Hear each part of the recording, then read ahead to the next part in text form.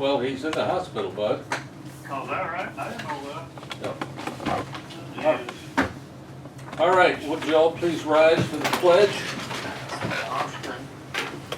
I pledge allegiance to the flag of the United States of America and to the republic for which it stands, one nation under God, indivisible, with liberty and justice for all. Do you want to see about getting at, Well, I told him about 1:45, but I Okay. thought maybe that'd give us a chance to that's fine. hear reports. Okay. Well, I'm sure Andy's on top of things, so we'll ask Andy first.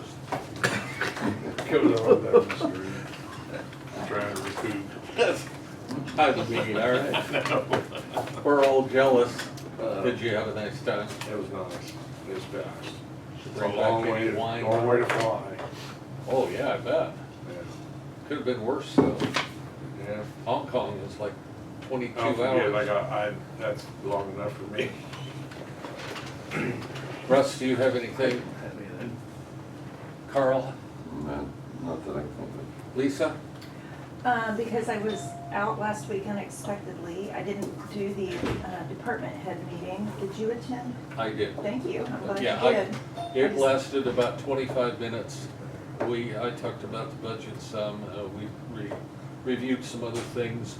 We didn't do round the table, Okay, and everybody was glad of that, but it was fine. okay, Okay. good.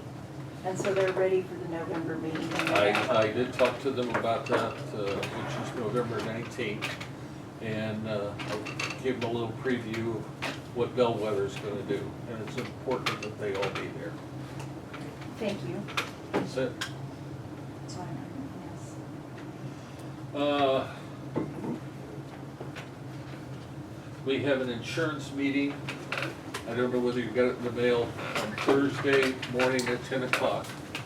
And the reason we're having the meeting is, just so you're aware, United Health and Aetna will not bid, Aetna will not bid on our health insurance. Okay? Because of our history. United Health was roughly $400 a month per person more. Per person. Per person. So, just so you'll know, there was one company else, and I can't remember the name, that was gonna bid, but he got a call from them and said that they weren't, they didn't think they would be interested, but they let him know this week. Okay?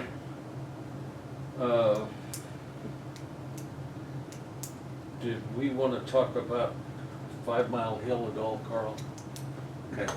On October 2nd, we've got a meeting, a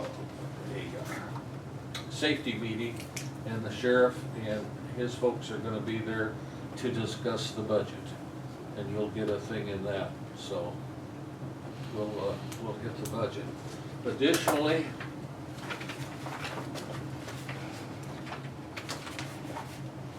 here is the first draft of the budget for '26. It is out of balance about 30 grand, but there's some opportunities in there, and I'm checking out some of the departments' proposals for increase in salaries that I want more justification on, line item wise. But, so you can review that.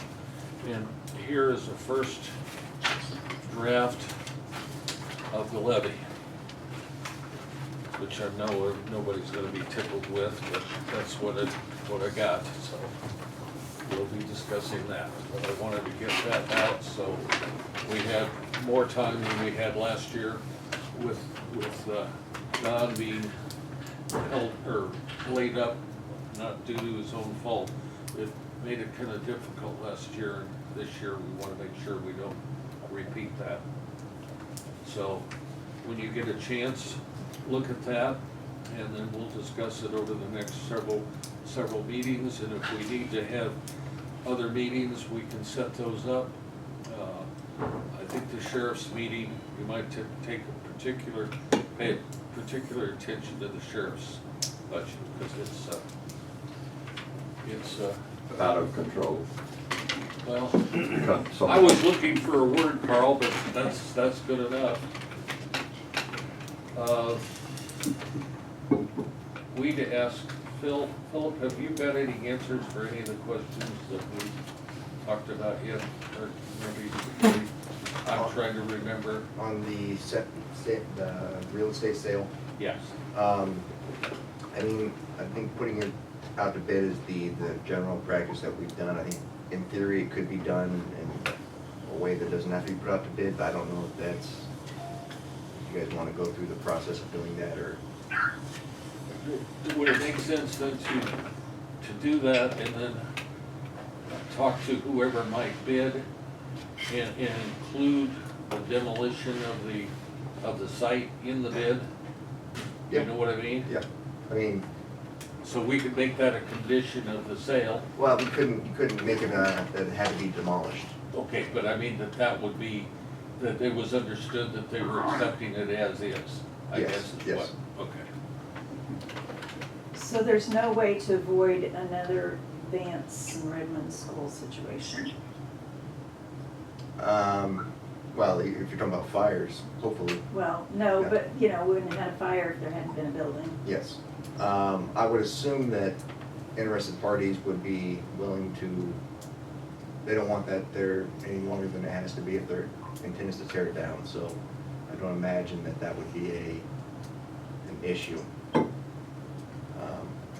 But I mean, it's always a possibility. Well, we need to explore that further.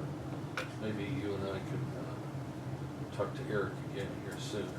My understanding is he wanted a commitment to sell before he would commit to spending money on it. So that makes,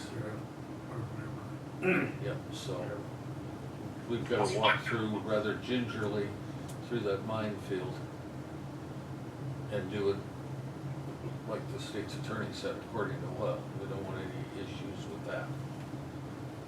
Harold, do you have any? I was confused while you were even talking about it. I figured it out now. I'm sorry. I'm just- Jail. Well, yeah, I think I mentioned that I'd asked the state's attorney for how we should proceed with it, so we didn't leave ourselves open for criticism or lawsuits or anything else.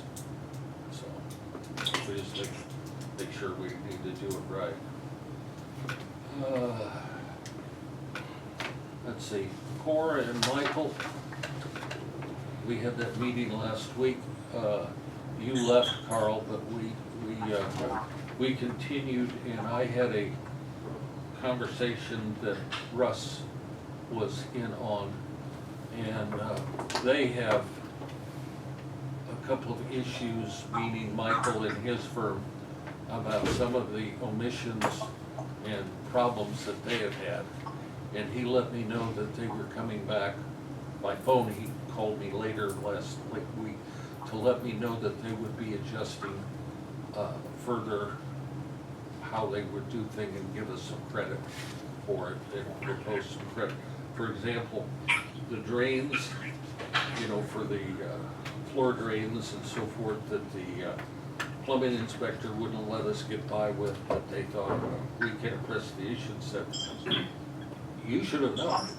I mean, that was your responsibility. It cost us extra money. It shouldn't have cost us extra money. I mean, obviously, we needed the drains, that's not the problem, but they went through a bunch of stuff on how to get to the right place that we shouldn't have to pay for it, whether it be. That Klinger should have known. Yeah, Right. well, you know, and they Yeah. made the argument that, well, somebody else should have told us that. I said, no, right, Russ? I mean, Right. and he Yeah. was still saying that. I said, no. I mean, you guys are building the jail. Right. You guys. So that and some other issues. Right. So they have said, yes, we understand. And Michael, you know, everybody's been very apologetic. In fact, I've got 2 additional calls from Tim, apologizing and say whatever we need to do. And please, we're not in trouble for the project. It's just, we're just holding people's, when you build a project that big, there's gonna be issues. But people, the taxpayers shouldn't Be be held covered. responsible for some of these when they're emissions that we're paying for. Both Corps and our architects are supposed to be looking out for what's best for the county. The Corps is not a general contractor, they're a supervisor, just like we are. They're supposed to be looking out for our interests. So that's, I just want to make that clear, that we can start seeing some of that getting cleared up. We are going to have a vacancy on this board here as of October 1st. Okay? First. Yeah, so, we have not received the letter yet, but, I did talk to the chairman, county chairman, and let them know, and, so we'll just let that course take its action, and hopefully we'll be able to fill that position in, 30 to 60 days, so. And, The GOP chairman, who you spoke to, GOP, yeah. you said county, you're the county chairman. I'm sorry, I am? Thank you, Philip, I was super confused, like he had a conversation with himself. I thought, oh, okay. That happens all the time. Yeah. Let's leave my wife out of this. All right. Anyway, yes, I had a brief conversation with the Republican county chairman. And the position that's being vacated is the one held by Philip Ludington. Okay, so unfortunately, and we hate to see him leaving. He's been a good asset to the board. It's gonna be a duller meetings.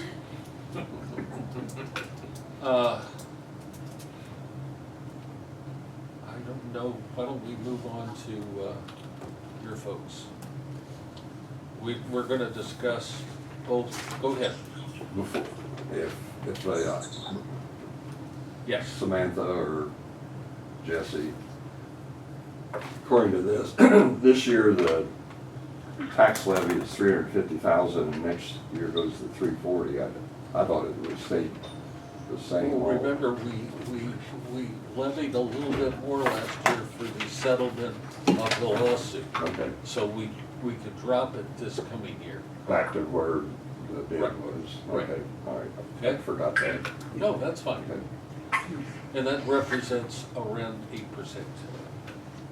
Everything there on the whole page. So. the- Over last year. This is including- 8%? Including the two that, yeah, including everything, yeah.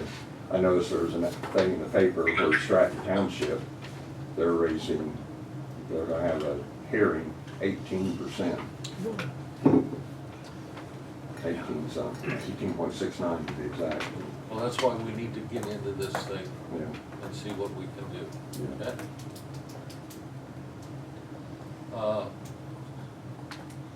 They were one of the ones that was behind on raising theirs.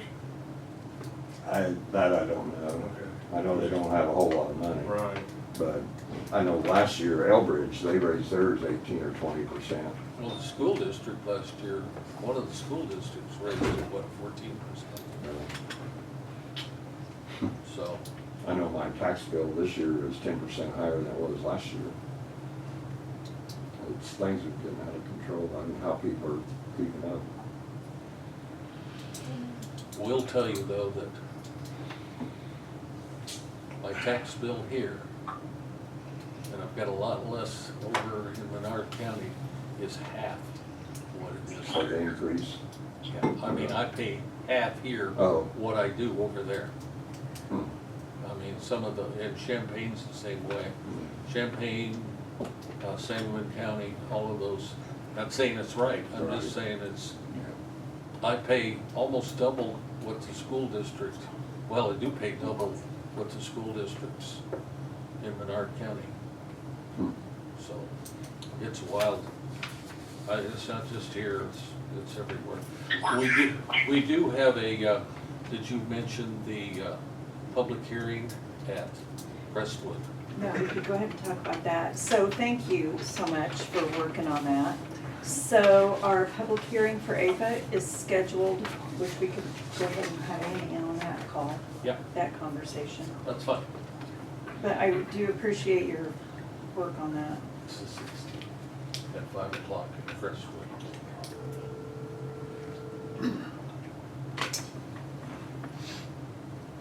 On a Thursday. So I'm assuming there was no issue with them. Hey, Lisa. Hey, good morning. You're on speakerphone. Good morning. Morning, Andy. All right, so we're ready to dig in, but first, have you talked to the APA guys about 5 o'clock on October 16th for our hearing? Yep, and we sent the notice to the paper, and I understand they're gonna publish it this coming Friday. All right, she's here and she says yes, so that's great. It'll be good to have that on the books and ready to go. Yeah. Okay. Good. Did they have any questions or concerns or anything we need to know about or in preparation? The APA folks, Yeah, no, not yet, not that I've heard of. I will probably set up a call with them sometime early October, probably first week of October. We'll just chat through like what all they have and how long they think it'll take, and we'll get through. okay, thank you. Yep, no problem. So the purpose of our call is to discuss the wind ordinance, the revised wind ordinance and the BES ordinance that we had talked about and then not moved forward on earlier. And I had a couple of questions on it, but I know Carl did as well.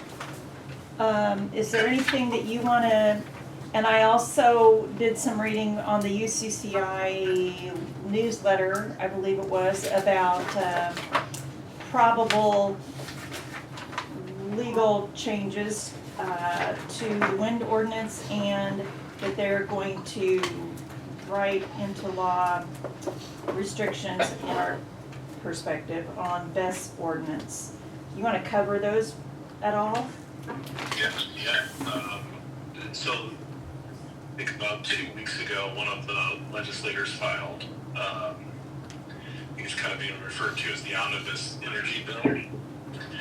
The Omnibus Energy Bill would make some changes to your already enacted solar ordinance. And it would also potentially make some changes to your wind ordinance. And then there's also a battery storage siting statute, essentially. To touch on sort of the highlights of those, functionally from the wind and solar standpoint, there's a few adjustments we have to make to your wind and solar ordinances if it passes. And, you know, it's still, there's a lot of discussion that obviously takes place during the fall veto session. A very similar bill was pending during the spring session, and it didn't pass. Not because it didn't get a vote, but because they were spending so long in the budget they couldn't get to this issue. Will come back up in the fall veto session. We believe it's likely to pass, or some version of it is likely to pass. What ends up happening is there's always a lot of changes that get proposed from various groups as the time gets closer. But we anticipate a couple things. Let's just start with the wind and solar stuff because that is essentially regulated through the same statute. And you've already passed a solar ordinance, and let's just talk a little bit about the wind and solar changes that we anticipate coming. One of them is that it used to be within 60 days of receiving an application, you would have to start a hearing. one of the changes would now be that within 30 days of receiving an application, you'd have to complete the hearing. That's a very significant change because at the time we get an application, there's a 15-day notice period in the paper. You're talking about a 2-week window trying to find enough time to get a hearing done. So that's one change. The other significant change that is there is putting caps on special use permit fees and caps on building permit fees. Now you can, also written into the statute though, is a provision that you can still recoup any costs that you would have that go over whatever those caps are.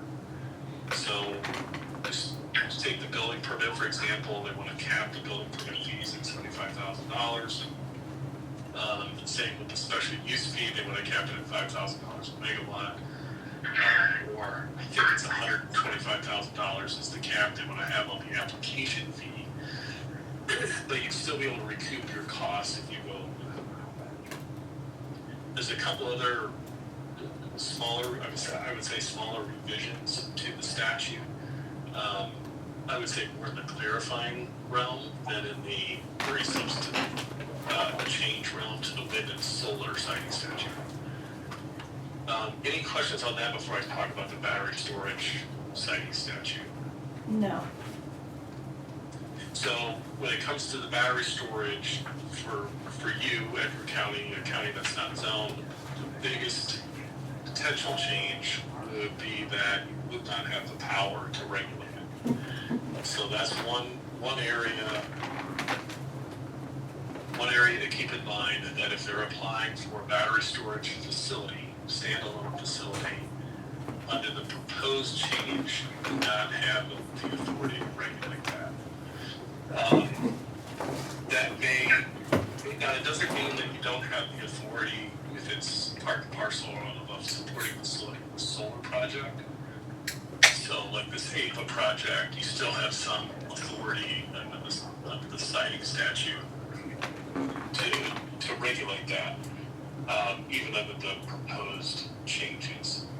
Now, one thing to keep in mind, none of this is passed yet, it's just a filed bill. It has to go through the hearing process. We do anticipate some changes, not sure how much. We do anticipate it'll pass, but we're not exactly sure. Not 100% sure that will pass, but we think it will in some version of it. So that's kind of the big highlight version of the battery storage. When you get away from just whether you have the power to regulate it or not, then it looks very similar to your solar siting and wind siting statute that was passed a few years ago. The county would have to hold a hearing, they would have to take public testimony, allow for cross-examination. There's certain setbacks that you have to abide by, which look pretty similar to the provisions in the solar statute. So, just by way of example, the setback on a battery storage would be 150 feet from a non-participating residence, for example.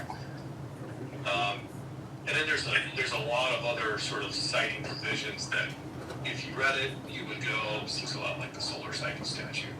And so that's sort of a very 10,000 foot view on what those proposed changes are to the county's code that would be coming. Again, that won't come up until the fall veto session. It won't impact the APA project that's coming forward. So there's nothing really for us to do in relation to the APA project any differently than what you're already doing. Your solar ordinance will apply, even if it has battery storage too, which it is part of the project. That will be impacted by the battery storage siting statute. But projects going forward, if we get others, you're going to have to regulate those a little bit differently on the solar and wind side, and on the battery storage side. If you get a standalone project, the statute will expressly state that you don't have that authority. So, very 10,000 foot view. But any questions about the battery storage part?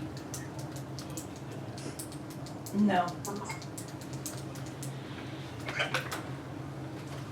Can we deal with just the issues that people got questions about on the next? Yeah. Yeah. Okay, I had a couple, but, I can't even think what those ones. okay, We so, know. We know. so Andy, if we're looking at the BES ordinance proposal, on page 17, Okay.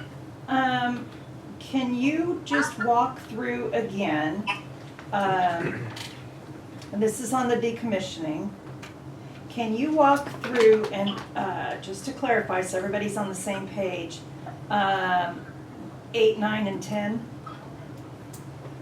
Okay, so we're talking page 17, top of the page, paragraph 8, if the site is damaged or not functioning for any reason, Yes. best project operator, and then 9 is abandonment of the project, etc.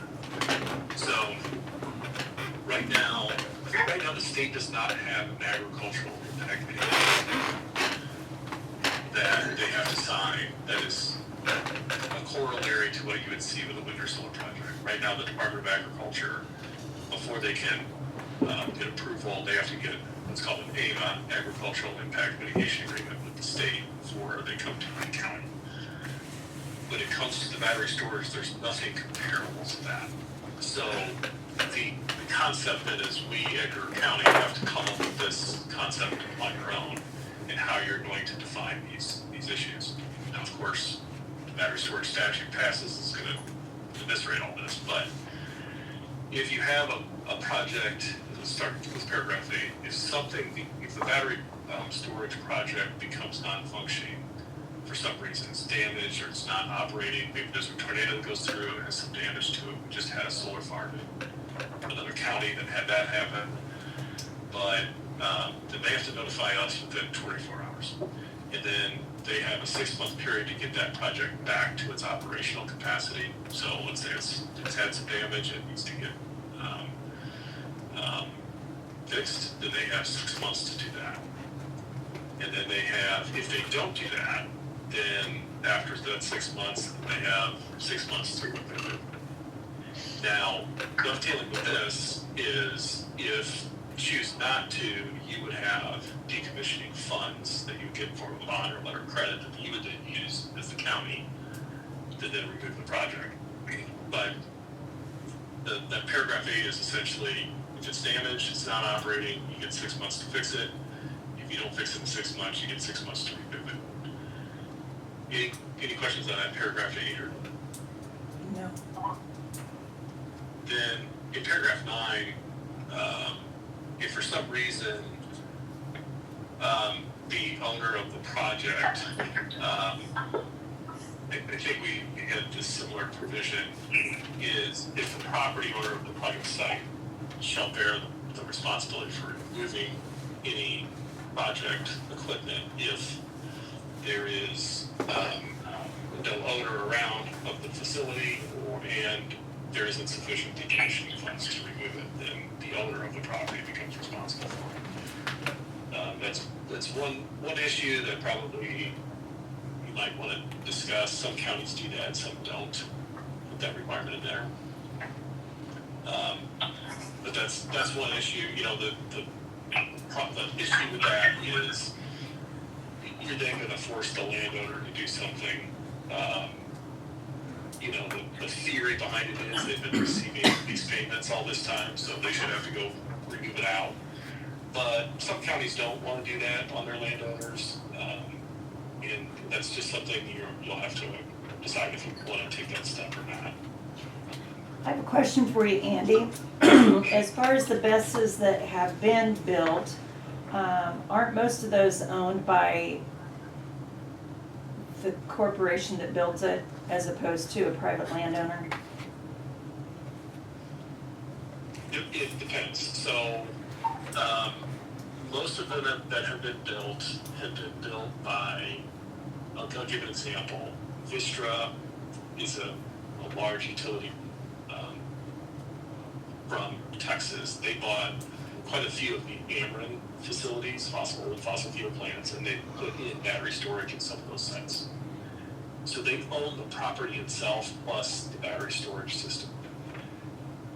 probably in the future, what we're going to see is something a little more akin to the solar world, where the battery storage system is owned by, say, a utility or power producer, but the land is leased from a landowner or farmer.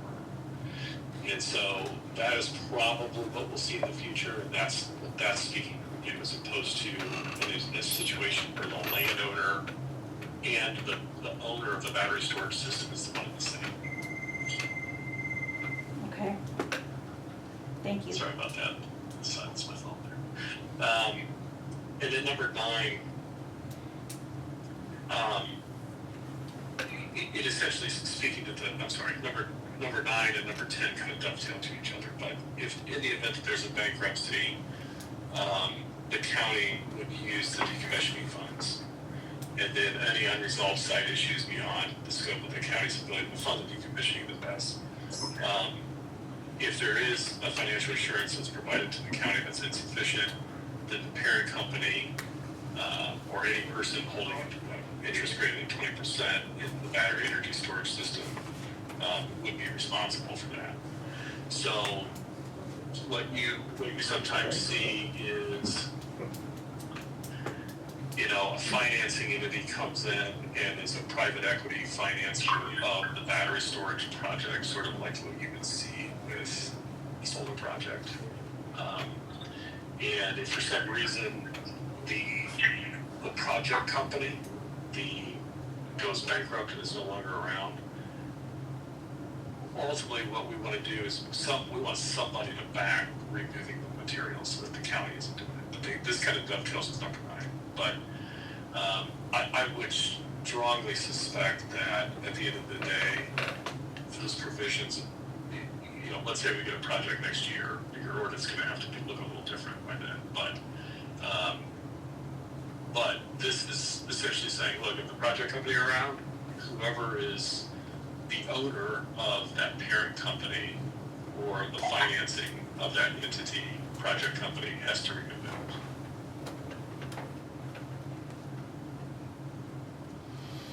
Because otherwise, if you don't have that in there, every owner of one of these projects is gonna declare bankruptcy before it becomes obsolete.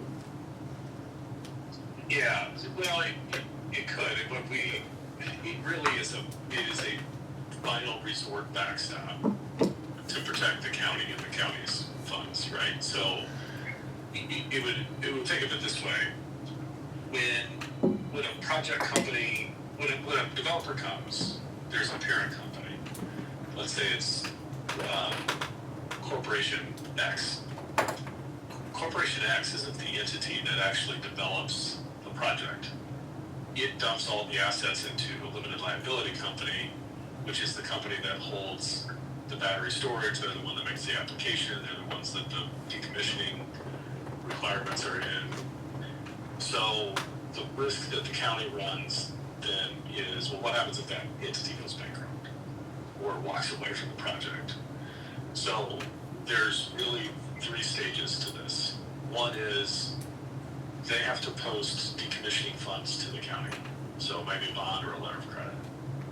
Then the county's going to hold that bond or letter of credit and hold that as its security. So if the company walks away from its decommissioning responsibilities, the project's going fallow, and that project company walks away, the county can then go to the bond or the surety and say, they walked away, they're not decommissioning, give us our money.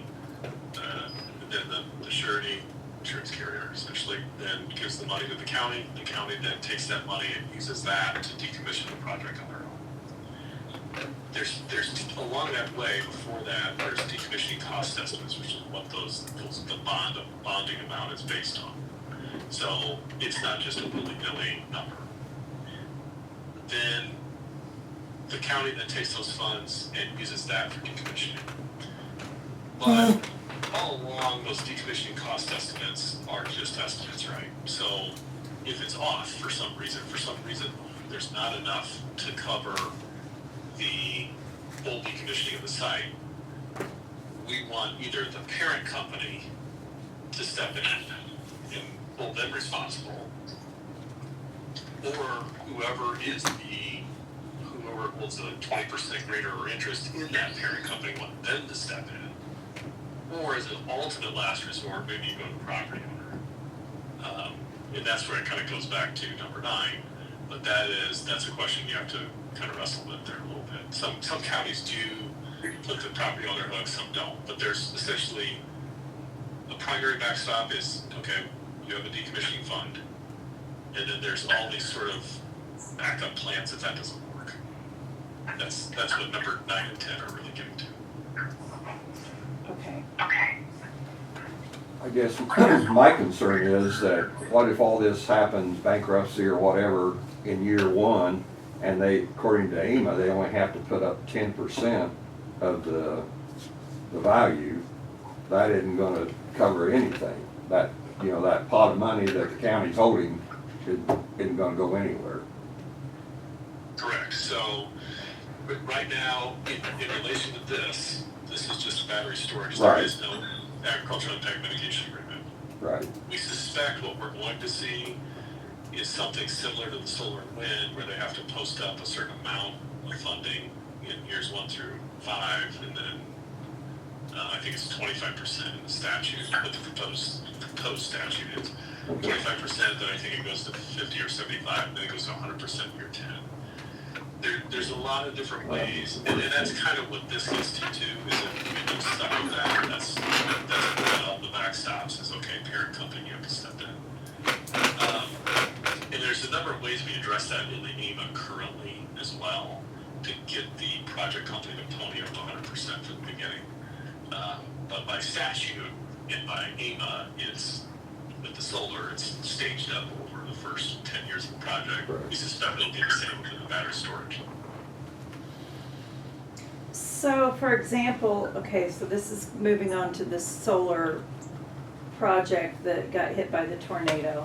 And let's say it was within the first 5 years of its existence. So even though the county wouldn't have anywhere near the amount if the company declared bankruptcy, that doesn't mean that the county and the landowner are that likely to have to come up with the other percentage in order to decommission it. Because there's language in the AEMA. Yeah, so there's, in relation to a solar project, the AEMA goes 10% in the first 5 years, and then it goes to 50% and then 100% at year 10. There are a few ways we kind of negotiate a better percentage up front. So, and there's a lot of different sort of methodologies to that, but typically the county does have the right to impose other requirements under the AEMA. So typically we say, look, your project company, if you want to do it under the AEMA and just the AEMA and post 10%, then your parent company are going to have to be on the hook for the rest. And that usually gets them to post 100% from the beginning. They usually don't want the parent company to be on the hook, so they'll post 100% of decommissioning. So. Okay. I don't have anything else. Those are the main issues. The other thing, and can I talk about the public hearing on the 16th? Is it possible to have an annotated description of, if you want to put it in words better than I can, but. I think it would be helpful if the audience was aware of the state requirements and what we do and do not have flexibility to determine as a county, rather than handing somebody an entire legal description or the law itself. County can do this, state requires this, you know? Yep. So they So, don't. we could do that a couple different ways. We could do it at the outset of the hearing, or we could provide sort of a one-page summary or two-page summary of like, here's what the law is, and this is what, we can do within the confines of the law. If that's what you mean. Yes. Yeah. Yeah, we could do that, and then, we have done in the past too, sort of a, call it a public informational almost. We'll set a time, it's not part of the public hearing, we just set a time that the county board might meet. Or we can just be available, and if people from the public have questions in anticipation of that hearing on the 16th, we can talk about it. About like what the process is, et cetera. Other times, it's sometimes best addressed at the public hearing itself. We can do a 1 or 2 page summary of, hey, here's what the law is, and this is what the statutes say, and this is what we can and what we can't do. So we could do that for sure. Okay. Personally, I would think it needs to just be the introduction at the hearing. Yeah, could be. And then another thing we're gonna ask the assessor to come up with is how is the property or land values calculated for taxes? So that they have it right there, so there's no question about it. Because I think you're aware that just recently, we've heard of issues down in Clark County. So we want to make sure everybody's clear on how that's calculated. Yep. It's laid out in the property tax code, and Right. probably he or she could address that issue pretty effectively. Yeah. Just things that we've thought of. We've got concerns and Yeah, I get you. anything else?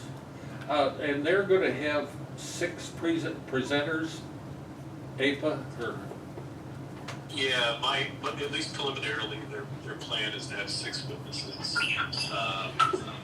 And those generally range in topics, so it usually is a project manager, then there'll be somebody that might talk about, environmental impacts. There may be an engineer that talks about the setbacks and how they make sure that they're compliant. There may be a construction person. They kind of always there's sort of 3 or 4 main themes, and then the others are kind of add on. But there's usually somebody about property values too. Right there.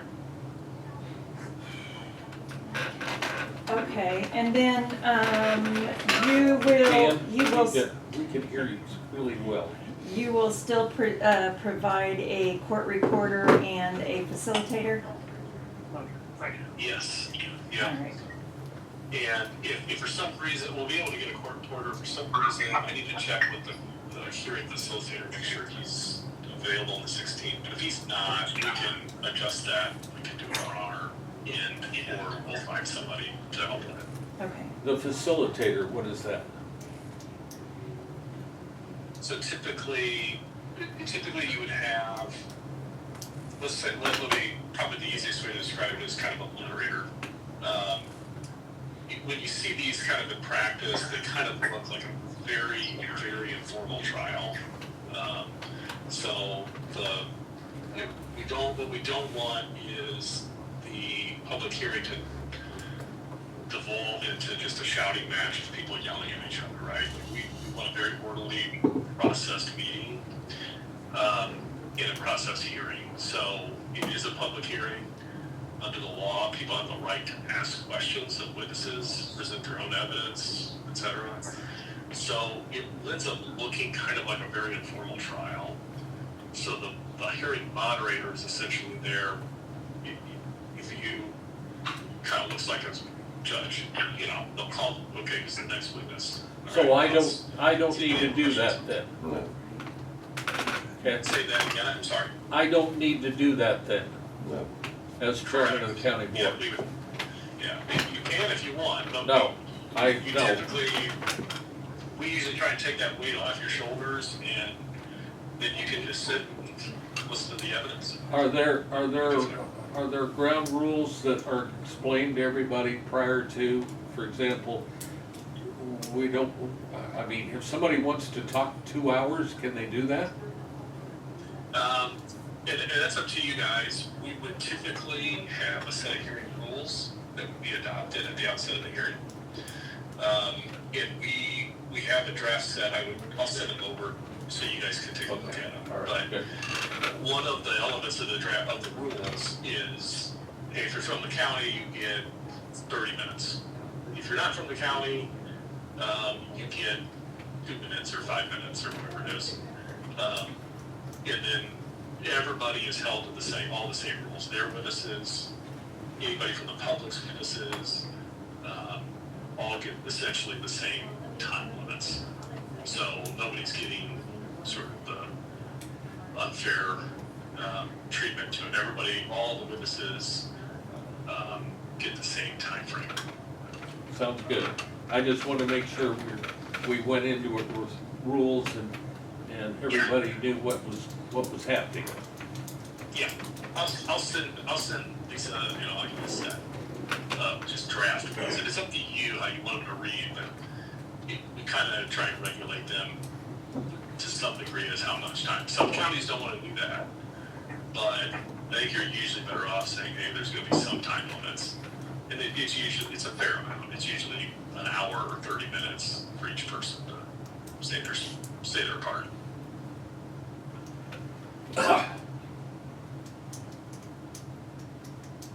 Sounds good. Yes. We have any issues that we have not been covered? Thank you, Andy. Yeah, thanks, Sandy. I'm sure we'll need to figure out another time that we can meet by phone as we get closer. Yeah, no problem. And we have an ongoing project, that's up for a building permit over in Coles County. So I could probably coordinate some times to come over, but phone's fine too. I have no problem with that. All right. Well, thank you very much for your time this morning. Yeah, no problem. You guys have a good one. You too. Bye-bye. Bye. All right. My bad boy. The ambulance service, Jeremy, did you want to make a, I sent the report there, you should have had it at your last meeting.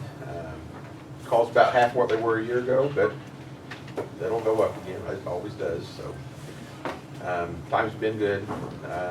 Got a new basic just starting now. I've got 2 people just passed their advanced class, so they'll be cut loose here pretty soon, so. Is your reduction in calls due to anything at the nursing home? There's fewer calls there, but it's overall. Some from a year ago, some of the patients that we went on a lot had died, so. I was hoping that maybe the nursing home had come up with a different internal process or procedure.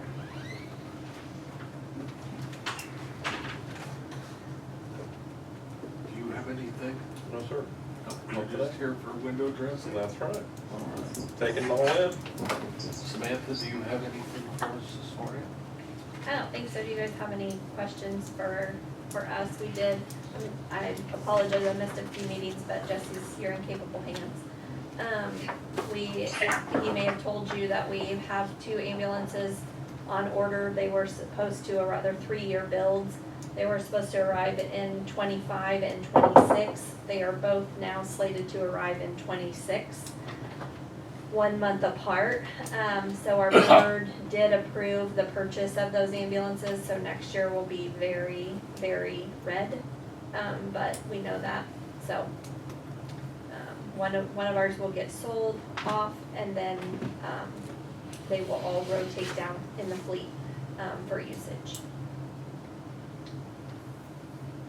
Thank you, Samantha. Just off the top of your head, how many miles do you put on an ambulance a year? About 30 grand. about 50 grand, yeah, about 50 grand. Just depends on the amount of transfer load that we have and the amount of patients that we take out of the county, because our in-county runs aren't technically super long. Maximum usually of like less than 50 miles, but out of county transfers. And here lately, we've experienced this since COVID, our transfers get farther and farther out because our closer facilities are always full. So like last week, we went to Indianapolis, I think 6 or 7 Several times. Wow. Yeah, so, you know, when you do that on a regular basis on every ambulance, about 50,000 miles a year, and then when they get to about 150,000, we do a remount. So they lift the box up, put a new truck and chassis under it, stick it back down on, kind of refresh some things.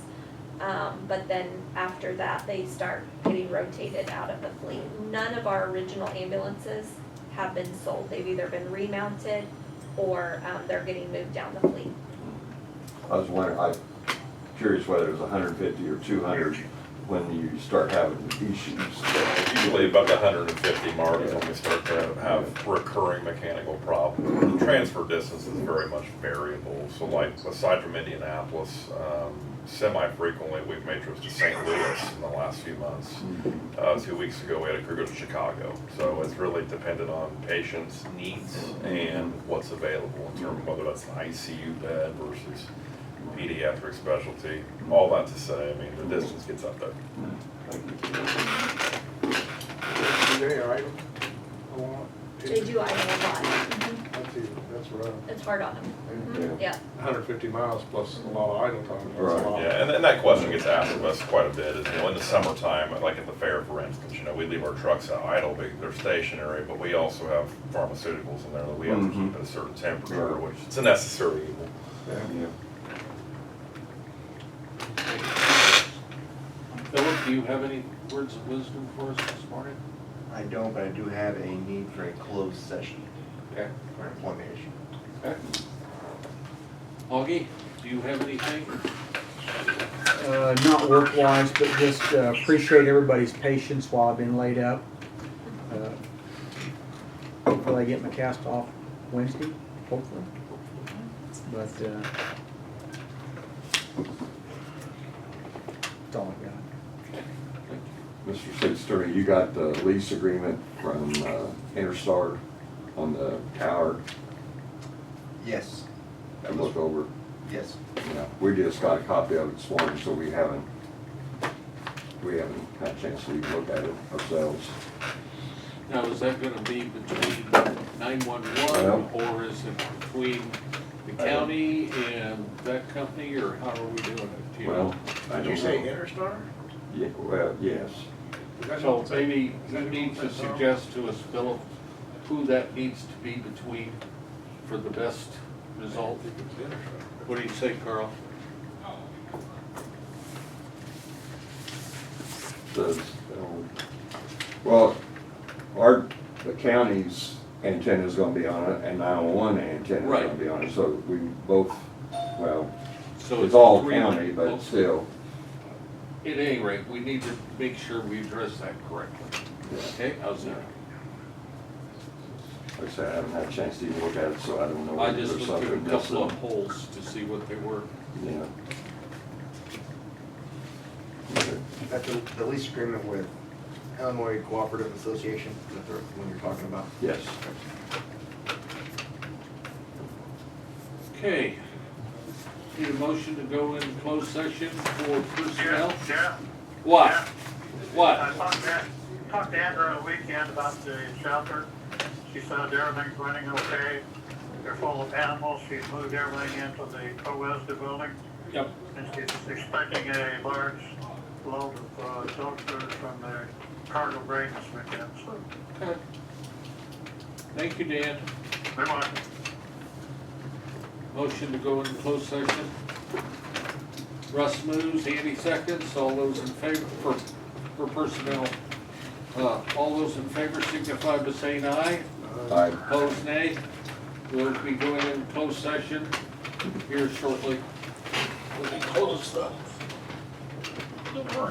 He'll get us fired up again and we'll, We're up and running. okay. Is there anything else to come? Hang on 1 second.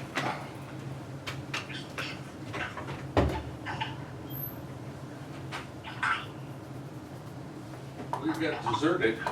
Is there anything else to come before the meeting today? Hearing none, all those, to entertain a motion to adjourn. Russ moves, Andy seconds, all those in favor signify by saying aye. Aye. Opposed, nay. Thank you, Dan.